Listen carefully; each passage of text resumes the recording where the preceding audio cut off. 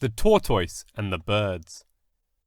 Moral of Aesop's fable: never soar aloft on an enemy's pinions.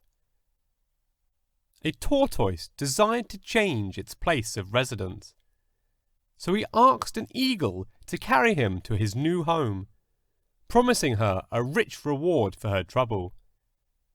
The eagle agreed, and seizing the tortoise by the shell with her talons, soared aloft. On their way they met a crow, who said to the eagle, "Tortoise is good eating." "The shell is too hard," said the eagle in reply.